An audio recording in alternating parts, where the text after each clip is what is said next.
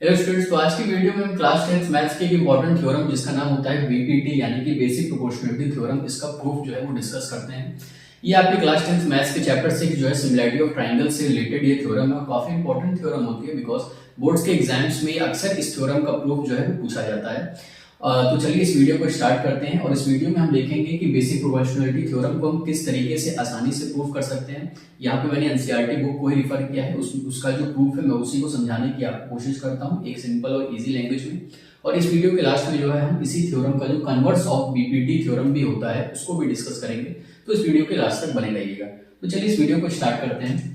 तो सबसे पहले ये देखते हैं कि बीपीटी यानी कि बेसिक प्रोपोर्शनलिटी थ्योरम का स्टेटमेंट क्या है। If a line is drawn parallel to one side of a triangle to intersect the other two sides in distinct points, the sides are divided in the same ratio. कहने का क्या मतलब हुआ कि suppose एक triangle है। अब इस ट्राइंगल में if a line is drawn parallel to one side of a triangle, इस ट्राइंगल में अगर मैंने एक लाइन को ड्रॉ किया जो कि पैरेलल होगी to one side of a triangle, ये लाइन ये वाली जो लाइन जो मैंने ड्रॉ की इस ट्राइंगल के ये जो बेस है उसके क्या है पैरेलल है और ये इंटरसेक्ट कर रही है अदर टू साइड्स को, डिस्टिंक्ट पॉइंट को। ये वाली लाइन जो है इस ट्राइंगल के जो दोनों साइड्स हैं इनको यहाँ पे और इस पॉइंट पे इंटरसेक्ट कर रही हैं। The sides are divided in the same ratio. तो चूंकि ये लाइन पैरेलल है और इस थ्योरम का यही कहा गया है कि अगर ये लाइन इसके पैरेलल ड्रॉ की गई है तो वो इस ट्राइंगल की जो दोनों साइड्स हैं उनको सेम रेशियो में डिवाइड कर रही है। कहने का क्या मतलब हुआ कि सपोज मैंने यहाँ पे इसके पॉइंट्स का नाम दे दिया ए बी सी डी ई। तो यहां पे आप ये देखिएगा कि अगर if BC is parallel to DE, कहा गया है कि अगर एक लाइन जो है हम किसी ट्राइंगल के दूसरे साइड के पैरेलल ड्रॉ कर देते हैं तो जो बाकी के साइड्स हैं वो सेम रेशियो में डिवाइड हो जाएंगे। अगर BC पैरेलल है DE के तो इससे हम ये कह सकते हैं कि ये जो साइड है ट्राइंगल की AD ये इक्वल रेशियो में डिवाइड है। कहने का क्या मतलब हुआ कि AB अपॉन BD जो है ये रेशियो इस रेशियो के बराबर है AC अपॉन CE के। क्योंकि ये लाइन पैरेलल ड्रॉ की गई है इस बेस के तो ये जो साइड्स होंगी अदर टू साइड जो है वो सेम रेशियो में डिवाइड हो गई हैं। तो ये इस थ्योरम का जो है स्टेटमेंट है और ये इसका यहाँ पे आप डायग्राम से इसको समझ सकते हो। अब चलिए इसका हम प्रूफ देखते हैं कि हम इसको कैसे प्रूफ कर सकते हैं। तो यहाँ पे आप ये ध्यान दीजिएगा कि अभी मेरे को प्रूफ क्या करना है, मेरे को यही चीज प्रूफ करनी है कि AB upon BD is equal to AC upon CE। यही चीज मेरे को इसमें प्रूफ करनी है। अब आप ये ध्यान दीजिए, आप लेफ्ट हैंड साइड या राइट हैंड साइड में किसी एक चीज को पहले पकड़िए। जैसे कि हमने लेफ्ट हैंड साइड को देखा कि AB अपॉन BD की बात हो रही है, यानी कि कुछ हमको ऐसा करना पड़ेगा कि हमारा जो है AB और BD दोनों बेस वहां पे आ जाए। तो हम क्या करें, तो हम ये करते हैं कि हम एक ट्राइंगल तो देख ही रहे हैं ABC जिसका आप बेस जो है AB मान सकते हो। तो यहां से हमको AB मिल जाएगा। अब BD हमको कहां से मिलेगा, तो BD आपको कहां से मिलेगा, इससे आपको एक कंस्ट्रक्शन करना पड़ेगा। कौन सा, कि आप यहाँ पे DC को ज्वाइन कर दो। जब आप DC को ज्वाइन कर दोगे तो आपको एक ट्राइंगल मिल जाएगा BCD जहां से आपको BD मिल सकता है। तो अच्छी बात है। अब AB जो है आपको यहाँ एक ट्राइंगल ABC से मिल सकता है, बहुत बढ़िया। अब आपको ये सोचना पड़ेगा कि अब ये दो ट्राइंगल आपको दिख रहे हैं, एक ट्राइंगल ये है और एक ट्राइंगल ये वाला हो गया। अब अगर हम इनकी एरिया की बात करें तो एरिया ऑफ ए ट्राइंगल होता है हाफ बेस इनटू हाइट। तो इनका बेस तो मुझे दिख रहा है AB और BD। यही क्यों दिख रहा है, बिकॉज यही चीज मेरे को प्रूफ करनी है, इसलिए आप इन्हीं साइड्स को पकड़ के चलो, AB को और BD को। वैसे आप AC और BC भी ले सकते हो ट्राइंगल का एरिया फाइंड करने के लिए, बट क्योंकि मुझे यहाँ पे AB अपॉन BD की बात हो रही है इसलिए आप AB और BD पे ही फोकस करो। ठीक है, तो इसको ही हम बेस मान लेते हैं। अब बारी आई हाइट की। तो हम ये जानते हैं कि किसी भी ट्राइंगल में अगर बेस ये है तो उसकी हाइट क्या होती है, इस बेस के जो अपोजिट वर्टेक्स से ड्रॉ की गई हुई लाइन जो कि उस बेस पे परपेंडिकुलर ड्रॉ होगी उसी को कहा जाता है हाइट। तो अब यहां पे देखिए, अगर इस ट्राइंगल में देखें हम ABC में, तो इसका बेस तो AB हो गया, बेस हो गया AB। तो इस बेस के अपोजिट वर्टेक्स कौन सा है, C। तो यानी C से हमको एक लाइन ड्रॉ करनी पड़ेगी जो कि परपेंडिकुलर होगी टू द बेस AB। ये वाली लाइन जो है, अब इसको आप एक नाम दे सकते हो जैसे ABCDE, तो आप इसको यहाँ पे F नाम दे सकते हो। ये जो लाइन हो गई CF, ये परपेंडिकुलर हो गई AB के। तो हम अगर एरिया ऑफ ट्राइंगल ABC की बात करेंगे तो हो जाएगा हाफ बेस इनटू हाइट। ठीक है, अब उसी तरीके से अगर आप ट्राइंगल BCD को देखो तो ट्राइंगल BCD जो है वो एक तरीके से एक ऑब्ट्यूज एंगल ट्राइंगल है। ठीक है, अब यहाँ पे आपको ये समझना पड़ेगा कि इस ट्राइंगल का जो परपेंडिकुलर होगा या हाइट होगा वो कहां होगी। तो आप ये देखिए कि यहाँ पे मैंने बेस जो है बीडी को रिफर किया है, इसको बेस माना है, बीडी को बेस माना है, और इस ट्राइंगल में मैंने एबी को बेस माना है। ऐसा क्यों माना है? क्योंकि मुझे इन्हीं दो रेशियोज, इन्हीं दो साइड्स के रेशियो की जरूरत है, बाकी साइड्स के नहीं, इन्हीं दो साइड्स के रेशियो की जरूरत है, एबी अपॉन बीडी। देखिए एबी अपॉन बीडी, इसलिए मैंने इन्हीं को बेस मान के चल रहा हूं। तो अगर मैं इसको बेस मान रहा हूं तो सीएफ मेरा परपेंडिकुलर है ट्राइंगल एबीसी के लिए। अब बात आई ट्राइंगल बीसीडी की। अब ट्राइंगल बीसीडी को अगर आप ध्यान से देखो तो उसका बेस है बीडी, यानी कि ये वाला हो गया, सपोज कर लीजिए कि बीडी यहां पे है।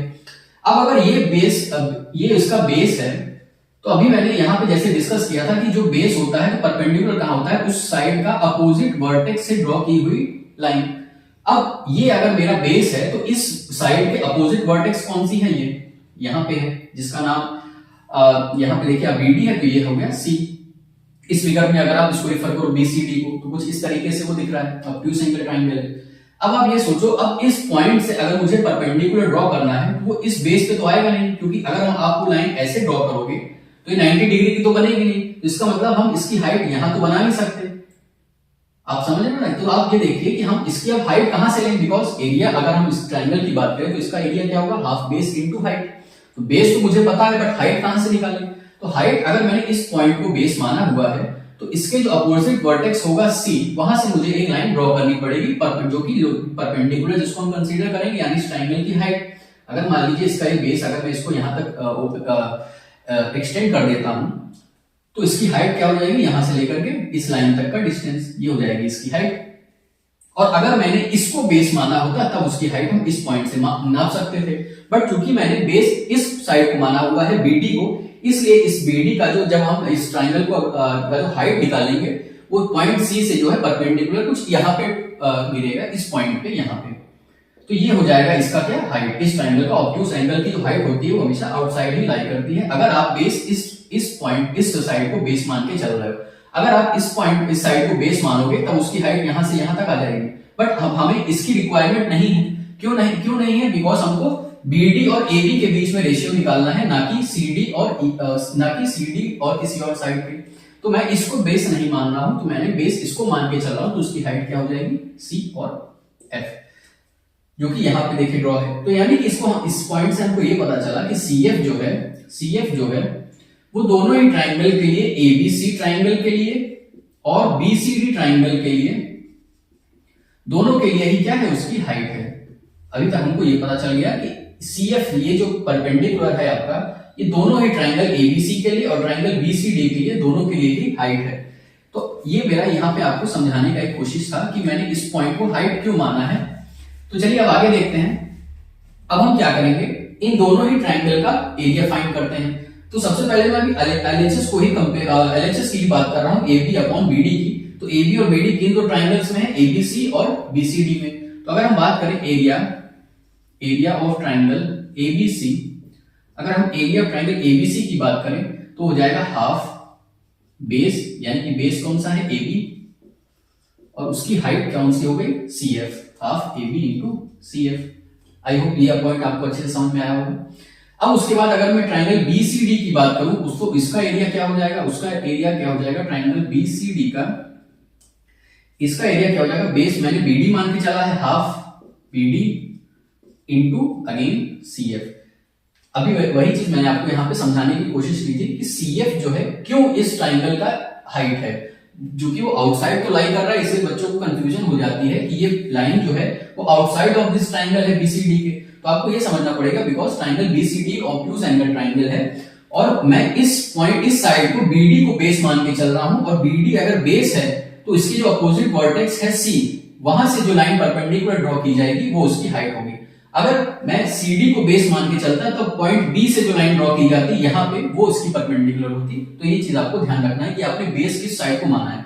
मैंने बेस बीडी को माना है, बिकॉज इस थ्योरम के अकॉर्डिंग मुझे एबी अपॉन बीडी का रेशियो चाहिए, इसलिए मैं इन्हीं साइड्स को रिफर कर रहा हूं, ना कि किसी और साइड को।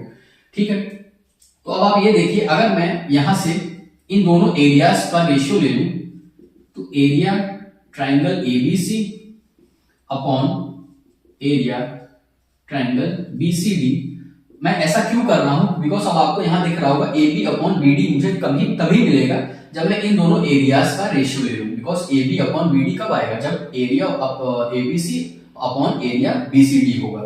तो इससे होगा क्या, देखिए half base into height, C F इसका था और इसका क्या था, half B D into C F. तो यहां से आपको सी एफ कैंसिल हो गया, हाफ हाफ कैंसिल हो गया। तो यहां से मुझे at least A B upon B D की एक वैल्यू मिल गई जो कि इन दो ट्राइंगल्स के एरिया के रेशियो के बराबर है। अब सिमिलरली अगर आपको ये यहां तक ये समझ में आया तो अब आप ये चीज ध्यान दीजिएगा कि मेरा एलएचएस का काम हो गया। अब मैं आता हूं आरएचएस पे। आरएचएस क्या कह रहा है, AC upon CE.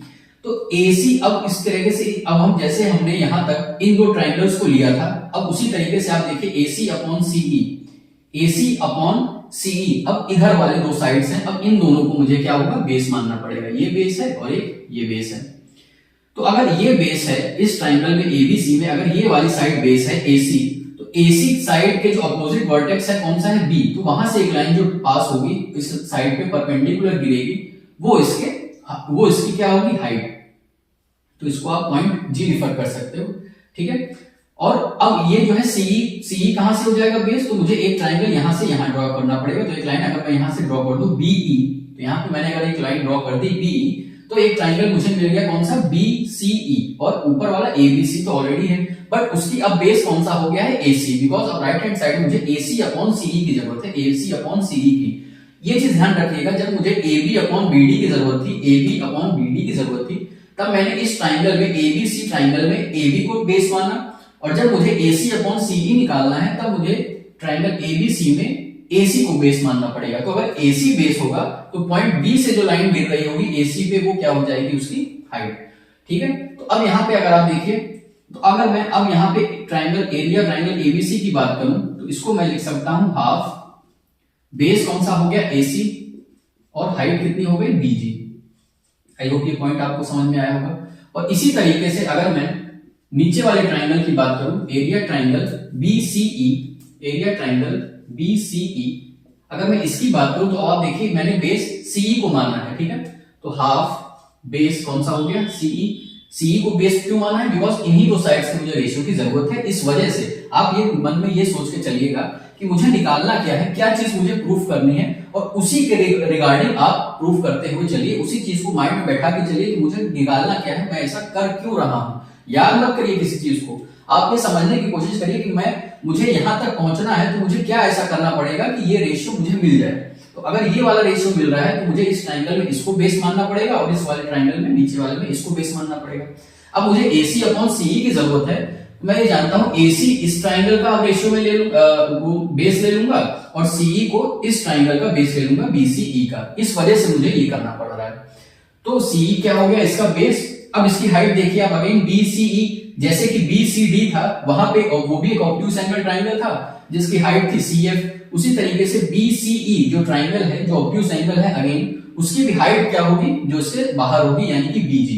Point B से परपेंडिकुलर जो ड्रॉ किया जाएगा वही हो जाएगी इसकी हाइट BG, बिकॉज ये अगेन ऑब्ट्यूज एंगल ट्राइंगल है।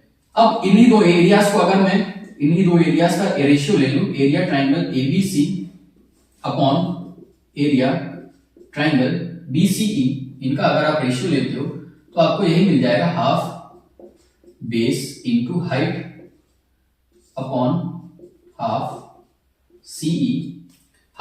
CE into BG। और यहां से आप देखिए BG कैंसिल हो गया, हाफ हाफ कैंसिल हो गया, तो यहां से आपको मिल गया AC अपॉन CE। ये हो गया इक्वेशन नंबर 2। आई होप ये पॉइंट आपको अभी यहां तक समझ में आया होगा कि यहां से मुझे इक्वेशन नंबर 1 से AB अपॉन BD मिल चुका है, और इक्वेशन नंबर 2 से AC अपॉन CE मिल चुका है। यानी LHS और RHS की वैल्यूज तो हमें मिल गई, तो हम लोग अब काफी क्लोज हैं इसको प्रूफ करने के लिए, बिकॉज आपको रेशियोज तो मिल गए। अब क्या करना है, अब आपको इन दोनों को इक्वल दिखाना है, ठीक है। अब आपको इन दोनों को इक्वल दिखाना है। तो देखिए अब आप यहाँ पे क्या कर सकते हो, यहाँ पे हमको एक चीज सोचना पड़ेगा। तो अभी मैं क्या इन चीजों को एक जगह पे लिख लेता हूं, यहां पे मैं इसको रब कर देता हूं। तो आप ये चीज ध्यान रखिए कि मुझे क्या करना है और मुझे कहां तक पहुंचना है उसमें, ठीक है। तो अब आप ये देखिए इसमें, तो मैंने जब इन दोनों ट्राइंगल का एरिया फाइंड किया था, तो अब मैं उस चीज को यहां पे लिख देता हूं, area triangle ABC upon area triangle BCD, जब मैंने इसको फाइंड किया तो वहां से मुझे क्या मिला, AB अपॉन BD मिला, AB अपॉन BD मिला, जो कि मेरा इक्वेशन नंबर फर्स्ट था। और जब मैंने इन दो ट्राइंगल्स को लिया, area triangle ABC upon area triangle BCE, जब इन दोनों को लिया तो मुझे क्या मिला, AC अपॉन CE मिला, मुझे AC अपॉन CE मिला। ठीक है, ये हो गया पॉइंट नंबर 2। अब आप ये देखिए, मुझे इन्हीं दोनों रेशियोज को क्या करना है, इक्वल प्रूफ करना है। मुझे इन्हीं दोनों रेशियोज को इक्वल प्रूफ करना है। तो आप ये देखिए, यहाँ पे एरिया ट्राइंगल ABC यहाँ पे भी है और एरिया ट्राइंगल ABC यहाँ पे भी, यानी ये दोनों ट्राइंगल तो सेम है। अब अगर BCD और BCE, ये दोनों ट्राइंगल जो है नीचे वाले BCD और BCE अगर इक्वल हो जाए, उनका एरिया इक्वल हो जाए, तो हमारी बात बन जाए। तो आप एक चीज ये ध्यान देंगे, अगर इन्हीं दो ट्राइंगल्स की मैं सिर्फ बात करूं, तो एक ये साइड पैरेलल है इसके और एक ये साइड पैरेलल है, यानी कि एक ये वाली साइड पैरेलल है, ये वाली साइड पैरेलल है। एक आपका ट्राइंगल ये कुछ ऐसे बना हुआ है और एक आपका ट्राइंगल कुछ ऐसे बना हुआ है। तो यहां पे आप इसको ये चीज समझिए कि अब ये दोनों लाइन क्या है, पैरेलल लाइन है, ये दोनों ही लाइन पैरेलल है।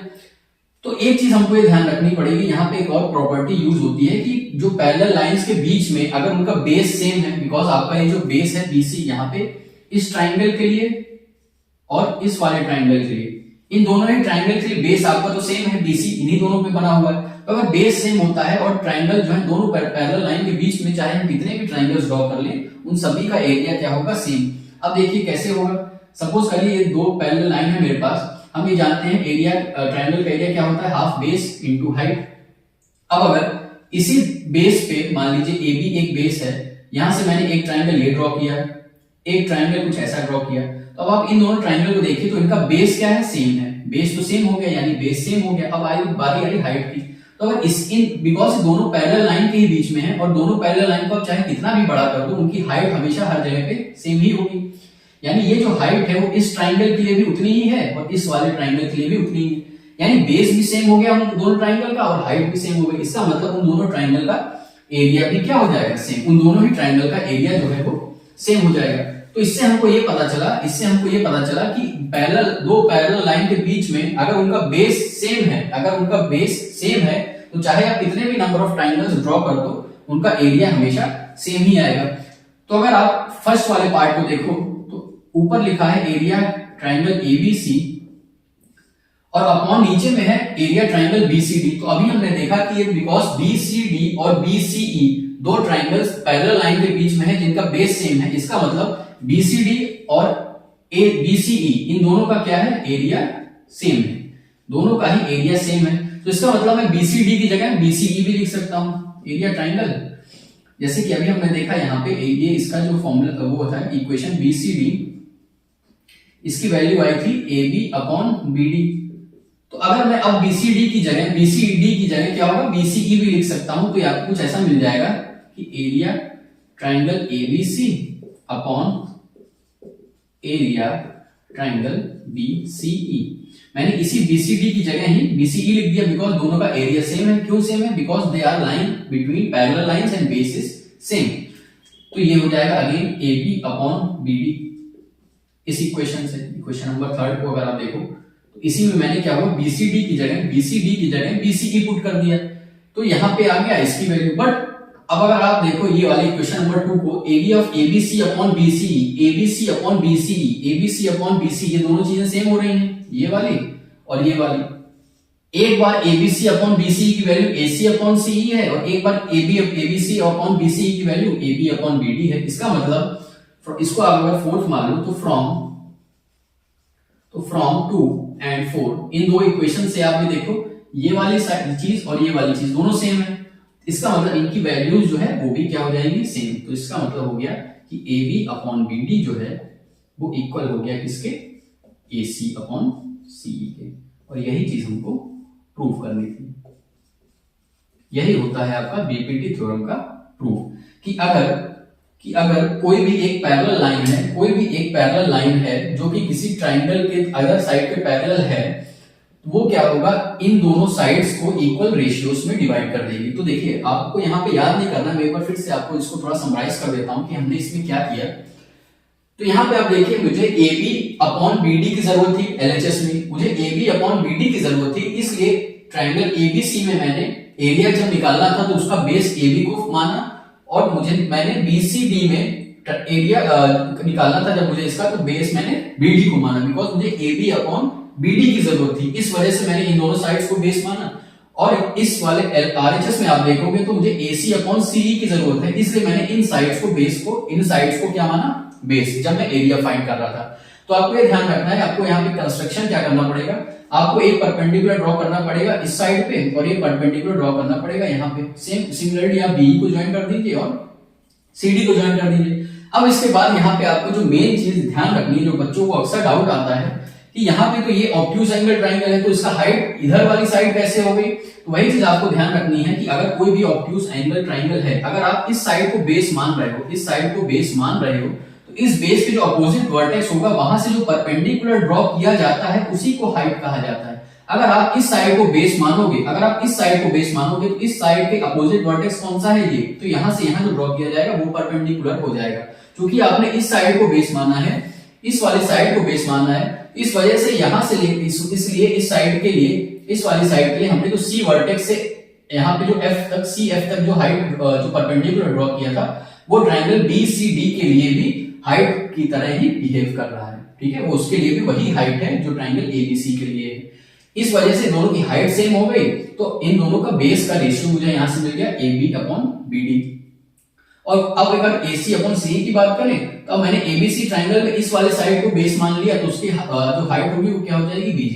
तो आपको बस यही चीज ध्यान रखनी है कि ट्राइंगल में, किसी भी ट्राइंगल में अगर आप बेस मानते हो किसी एक साइड को, तो उसके जो अपोजिट वर्टेक्स से ड्रॉ की हुई जो परपेंडिकुलर लाइन होगी, वही उस ट्राइंगल के लिए हाइट का काम करेगी। ये चीज आपको एकदम अच्छे से ध्यान रखनी है। उसी तरीके से जैसे मैंने ट्राइंगल ABC की बात करूं, तो अगर मैंने AB को बेस माना हुआ है, तो C पॉइंट से जो परपेंडिकुलर ड्रॉ किया जाएगा AB पे, वो हाइट होगी। और अगर आपने इन ट्राइंगल ABC में अगर AC को बेस माना है, यानी ये वाली साइड को अगर बेस माना है, तो पॉइंट B से जो परपेंडिकुलर ड्रॉ किया जाएगा AC पे, वो उसके लिए हाइट होगी। उसी तरीके से ट्राइंगल BCD के लिए भी from C to F and triangle BCE के लिए फ्रॉम B टू G, वो उसके लिए हाइट है। तो आपकी देखिए हाइट आपकी सेम हो जाएगी यहाँ इन दोनों केस में, तो इनका जो साइड्स का रेशियो आपको मिल जाएगा AB अपॉन BD। उसी तरीके से जब RHS में देखिए आप AC अपॉन CE का रेशियो मिल जाएगा, जब आपको दोनों एरिया को जब आप रेशियो निकालोगे तो उनके साइड्स का रेशियो तो मिल गया। अब मुझे आगे बढ़ना है, इनको मुझे इक्वल प्रूफ करना है। अब यहाँ पे एक और इंपॉर्टेंट कॉन्सेप्ट आता है, कौन सा, कि कोई भी ट्राइंगल अगर किसी दो पैरेलल लाइन के बीच में चाहे कितने भी ट्राइंगल बने हुए हैं, अगर उनका बेस सेम है तो उनका एरिया हमेशा सेम होगा, बिकॉज बेस सेम हो गया तो बचा क्या, हाइट। और इन दोनों पैरेलल लाइन की जो हाइट है, वो आप देखिए यहां से लेकर के यहां तक की जो हाइट होगी, वो इस ट्राइंगल के लिए भी उतनी होगी और इस ट्राइंगल के लिए भी उतनी ही होगी। तो यानी हाइट भी सेम हो गया, बेस भी सेम हो गया, इसका मतलब एरिया इन दोनों का सेम है। तो अगर इन दोनों का एरिया सेम है, तो इसका मतलब मैं BCD की जगह BCE लिख सकता हूं, या BCE की जगह BCD लिख सकता हूं, बिकॉज दोनों का एरिया सेम है। तो इसका मतलब अगर ये दोनों ही चीजें सेम हो गई, दोनों का एरिया का रेशियो सेम हो गया, इसका मतलब AB अपॉन BD अपने आप AC अपॉन CE के इक्वल हो गया। तो आई होप ये थ्योरम आपका जो प्रूफ है, इस थ्योरम का जो प्रूफ है आपको अभी अच्छे से थोड़ा समझ में आया होगा। जो भी डाउट्स होते हैं, डाउट्स मैं भी समझ सकता हूँ कहाँ आते हैं। एक तो सबसे बड़ा डाउट आता है कि इसका हाइट मैं यहाँ क्यों ले रहा हूँ, तो वो मैंने आपको क्लियर किया, बिकॉज आप बेस इस साइड को बेस मान के चल रहे हो, तो यहाँ से जो वर्टेक्स ड्रॉ किया, जो परपेंडिकुलर ड्रॉ किया जाएगा इस वाले वर्टेक्स से, वो उसका हाइट होगा।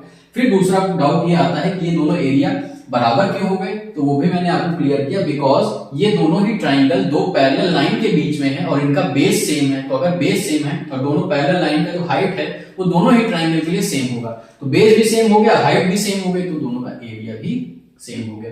तो बस आपको ये दो चीज अच्छे से ध्यान रखना है। कौन सा, पहला डाउट होता है कि ऑब्ट्यूज एंगल की हाइट यहाँ क्यों ली गई है, और दूसरा ये दोनों ट्राइंगल जो नीचे वाले हैं उनका एरिया क्यों सेम हुआ। अगर ये दोनों क्यों का आंसर आप अच्छे से समझ गए, तो इस थ्योरम के प्रूफ में ऐसा कुछ भी कुछ भी ऐसा हार्ड नहीं है जो आपको याद करना पड़े, आप इसको समझ के भी इस तरीके से अच्छे से कर सकते हो। तो चलिए अब हम जो है इस वीडियो को आगे बढ़ाते हैं और बीपीटी थ्योरम हमने देखी, अब हम कन्वर्स ऑफ बीपीटी थ्योरम का भी प्रूफ देखते हैं।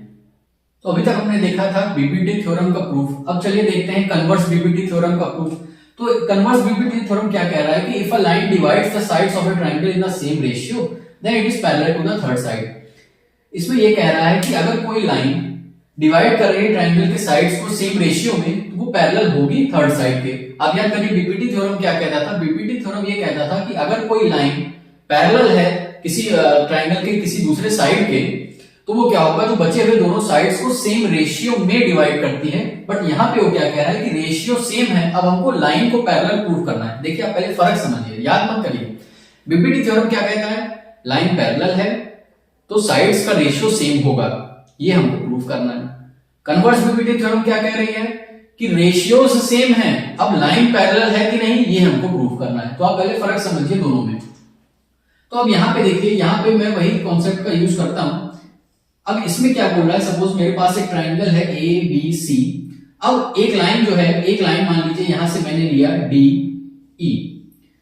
डी ई लाइन एक है, if line divide the sides of a triangle in the same ratio, यानी कि ये जो लाइन है डी ई ये इन दोनों ही साइड्स को सेम रेशियो में डिवाइड कर रही है। यानी कि गिवन क्या है, आपको गिवन है कि जो रेशियोज हैं वो सेम है, ये आपको गिवन है। इसका मतलब AD upon BD it is equal to AE upon EC। यही वो कह रहा है कि ये जो लाइन है DE ये इन दोनों को इक्वल रेशियोज में डिवाइड कर रही है। बस हमको ये प्रूफ करना है, हमको प्रूफ क्या करना है, हमको इसमें ये प्रूफ करना है कि DE जो है वो पैरेलल होगी BC के। ये चीज आप ध्यान रखिएगा कि हमको प्रूफ क्या करना है और गिवन क्या है। चलिए अब देखते हैं। तो हमको ये चीज गिवन है तो हम इसको यहाँ पे फर्स्ट इक्वेशन मान के चलते हैं, बिकॉज हमको इसका आगे काम पड़ेगा। तो अब देखिए यहाँ पे, तो हम यहाँ पे क्या करते हैं, जैसे कि हम यहाँ पे कॉन्ट्रडिक्शन मेथड का यूज कर सकते हैं। जैसे कि हमने क्लास 10th में जो है रेशनल नंबर वाले जो चैप्टर में भी, जैसे प्रूव दैट √2 इज इरेशनल या √3 इज इरेशनल, तो उसमें हम पहले मान के चलते हैं कि नहीं वो रेशनल है, इरेशनल नहीं है, फिर बाद में हम अपने आप को गलत साबित कर देते हैं।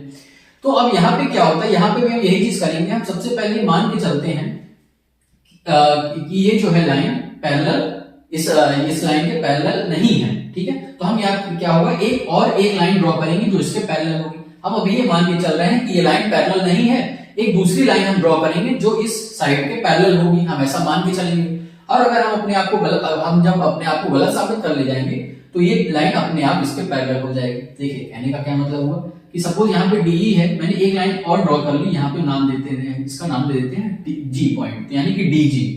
अब हमने यहाँ पे एक कंस्ट्रक्ट किया, हमने कहा कि DE पैरेलल BC के नहीं है, DG जो है DG वो पैरेलल है BC के। हमने ये कंस्ट्रक्ट किया, DG को पैरेलल बता दिया BC के और DE को BC के पैरेलल अभी नहीं बताया, अभी के लिए। तो हमने ये कंस्ट्रक्शन कर लिया, DG पैरेलल होगी BC के। अब यहाँ पे ध्यान दीजिएगा कि अगर DG पैरेलल है BC के तो आप बीपीटी थ्योरम याद करिए, अगर कोई लाइन पैरेलल है किसी साइड के तो वो इन साइड्स को सेम रेशियो में डिवाइड करती है। तो हम बीपीटी थ्योरम से क्या कह सकते हैं कि AD अपॉन BD ये किसके बराबर हो गया, AG अपॉन GC के। क्यों हो गया, बिकॉज ऑफ बीपीटी थ्योरम।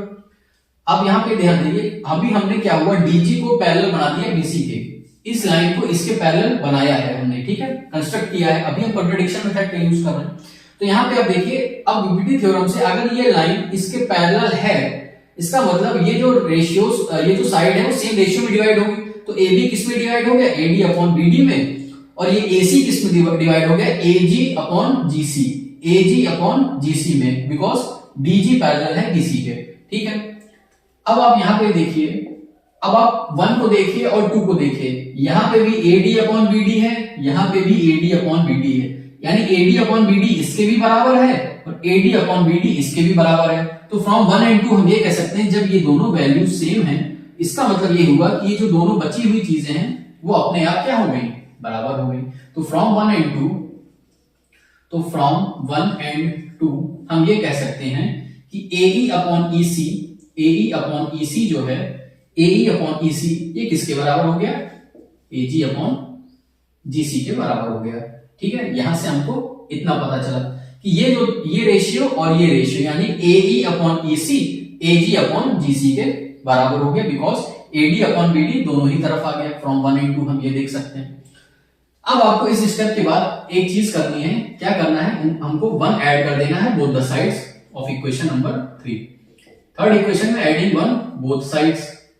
देखिए ऐसा हम क्यों कर रहे हैं वो अभी आपको पता चलेगा जब हम इसमें 1 ऐड कर देंगे। ऐसा क्यों करेंगे, बिकॉज हम इसमें कुछ ऐसा कॉमन फाइंड करने की कोशिश करेंगे। तो अगर आप इसमें 1 ऐड कर दो यानी AE upon EC plus 1 is equal to AG upon GC plus 1। LCM लेने के बाद ये हो जाएगा AE plus EC upon EC is equal to AG plus GC upon GC। अब आप ये चीज ध्यान दीजिएगा कि AE plus EC, AE plus EC ये दोनों मिलके ये पूरा AC ही तो बना रहे हैं। इसका मतलब इसकी जगह मैं क्या लिख सकता हूं, AC ये वाली पूरी साइड, और नीचे EC तो रहेगा ही। उसी तरीके से AG यानी कि यहां से लाना था AG प्लस GC, ये दोनों पॉइंट्स को अगर हम ये दोनों साइड्स को मिलाएंगे तो भी AC ही बन रहा है, तो भी पूरा AC ही बन रहा है। इसका मतलब ये भी हो गया AC अपॉन GC, ये भी AC अपॉन इसको मिटा देता हूं मैं, तो ये हो गया AC अपॉन GC और ये हो गया AC अपॉन EC। तो यानी कि अगर इसको आप ध्यान से देखो तो यहाँ पे दोनों वैल्यूज सेम है, तो इसको मैं कट कर सकता हूं। तो यहां से मुझे क्या मिल गया कि EC जो है वो GC के बराबर है। यहां से मुझे क्या मिला, EC जो है वो GC के बराबर है। इसका मतलब EC और GC, आप इसका अब यहां पे देखिए ये हो गया मेरा क्या GC, और EC कहां से कहां तक है, यहां से लेकर के यहां तक है, ये हो गया EC। अब इनमें आप देखिए कि थोड़ा सा आपको फर्क दिख रहा है, आप चाहो तो DG इधर भी बना सकते हो, चाहे इधर भी बना सकते हो। तो यहाँ पे देखिए आप इन दोनों में ही फर्क है, आपको यहाँ फिगर में तो दिख रहा है, बट जब हमने इसको सॉल्व किया तब तो ये दोनों बराबर आ गए। तो इसका मतलब ये दोनों पॉइंट्स एक कब हो सकते हैं, जब ये दोनों पॉइंट G और E क्या हो रहा है उनमें कॉन्साइड, ये दोनों भाई बराबर आ गए। इसका मतलब या तो ये इसके बराबर है या तो ये इसके बराबर है, यानी दोनों ही चीजें सेम है, दोनों ही C यहाँ दोनों ही नीचे है और G और E एक ही पॉइंट है। इससे हमको क्या पता चला कि G और E दोनों एक ही पॉइंट है, यानी कि ये वाला पॉइंट और ये वाला पॉइंट दोनों एक ही है। इसका मतलब आप यहां पे लिख सकते हो क्या, G and E are same points. आप ऐसा लिख सकते हो कि दोनों सेम ही पॉइंट हैं, या दोनों क्या कर रहे हैं, कोइंसाइड कर रहे हैं। कोइंसाइड मतलब एक के ऊपर एक ही है, मतलब सेम है, या कोइंसाइड कर रहे हैं दोनों लोग। तो अगर ये पॉइंट इसके बराबर ही है तो इसका मतलब हमने पहले मान के चला था DG जो है वो BC के पैरेलल हमने कंस्ट्रक्ट किया था। अब G और E, अब आप यहां पे देखिए ये चीज कि हमने मान के क्या चला था कि DG जो है वो BC के पैरेलल होगा, बट G और E क्या है, सेम ही है, तो यानी इस G की जगह मैं E ही लिख सकता हूं। तो यानी कि इसका मतलब DG की जगह जब मैंने E लिख दिया तो हो गया DE पैरेलल BC, DE जो है पैरेलल हो गया BC के। और आप ये चीज ध्यान रखिए कि ये DE पैरेलल BC और DE पैरेलल BC यही चीज हमको प्रूफ करनी थी। तो पूरा मिला के हमको क्या करना पड़ा कि ये जो हमने मान के चले थे वो ही हमारा कॉन्ट्रडिक्शन गलत हो गया, यानी DG पैरेलल BC के नहीं हुआ, DE पैरेलल हो गया BC के, यानी कि हमारा कॉन्ट्रडिक्ट गलत हो गया। क्यों गलत हो गया, बिकॉज ये दोनों एक ही पॉइंट निकाला है, दोनों क्या हो गए, सेम ही पॉइंट हो गए, बिकॉज ये दोनों का डिस्टेंस सेम ही आ गया। इसका मतलब G और E क्या हो गए, सेम पॉइंट्स है या कोइंसाइड करना है। तो कोइंसाइड करना है यानी कि यहाँ पे G और E दोनों ही सेम है, G की वैल्यू वही है जो E, मतलब वैल्यू नहीं है, दोनों ही एक ही पॉइंट है। तो आपने जो कंस्ट्रक्शन किया था आप ये माने थे कि DG पैरेलल होगा BC के, तो G की वैल्यू E के बराबर है, G और E सेम ही पॉइंट है, इसका मतलब DE पैरेलल BC के ही है, DE जो है वो BC के ही पैरेलल है। इसका मतलब हुआ सिर्फ ये दोनों लाइन एक ही लाइन हो गई, यानी कि DE जो है वही पैरेलल है BC के, ना कि कोई और लाइन, बिकॉज ये दोनों साइड्स सेम रेशियो में डिवाइडेड है। इसका मतलब ये दोनों लाइन क्या है, पैरेलल हो गई। और यही हो गया कन्वर्स बीपीटी थ्योरम का प्रूफ। आई होप इस वीडियो में आपको बीपीटी थ्योरम और कन्वर्स बीपीटी थ्योरम का प्रूफ एज वेल एज उसमें क्या बोल रहा है, वो क्या हमको प्रूफ करना है, और सबसे मेन क्यों ऐसा हम कर रहे हैं, इस बात पे आप जरूर ध्यान दीजिएगा। इस वीडियो को रिप्ले करके और अच्छे से समझने की कोशिश करिएगा। कोई भी पॉइंट आपको फिर भी नहीं समझ में आता तो आप कमेंट सेक्शन में जरूर उसको पिन करिएगा। बस मेरा मेन मोटिव इस वीडियो का यही था कि आप ये जो प्रूफ्स हैं वो कभी भी याद मत करने की कोशिश करिए, बिकॉज आप याद करोगे तो कोई ना कोई स्टेप आप जरूर भूल जाओगे, बट उसको आप समझने की कोशिश करो। किताब में जो पॉइंट्स होते हैं, सपोज ABCDE वगैरह जो भी हैं, वो आप याद कर लेते हो, तो आप ऐसा कोशिश करो उसको जो घर में आप प्रैक्टिस करते हो उन पॉइंट्स को कुछ अलग पॉइंट्स ले लो, PQRST ऐसा कुछ ले लो, फिर उसको करके देखो। तो इस वीडियो को आप देखो, अच्छे से समझो और अपने आप से उसको करने की कोशिश करो। फिर भी नहीं समझ में आता तो फिर से रिप्ले करके देखो, बट आप उसको समझने की कोशिश करो, लर्न करने की नहीं, क्योंकि अब याद करोगे तो चांसेस ज्यादा है कि आप पेपर में भूल जाओ, बट अगर आप उसको समझ के करोगे तो आप किसी भी थ्योरम का प्रूफ अच्छे से कर सकते हो। तो आई होप ये वीडियो आपको पसंद आया होगा। अच्छे से पढ़िएगा, अच्छे से पेपर दीजिएगा। Thank you.